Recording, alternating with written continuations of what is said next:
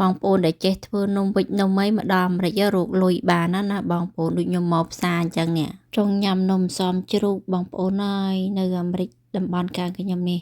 ទើបតែថ្ងៃនេះខ្ញុំរកកន្លែងលក់នំសមឃើញបើមានមិត្តភ័ក្តិប្រាប់ខ្ញុំម្នាក់បងប្អូនណែខ្ញុំទិញបានច្រើនមែនទែនចាមានតាំងពីសមជ្រូកសមចេកហើយមាននំល្ពៅសិតតែខ្ញុំចូលចិត្តបងប្អូនខ្ញុំមកនេះគឺនៅតាកូម៉ាចា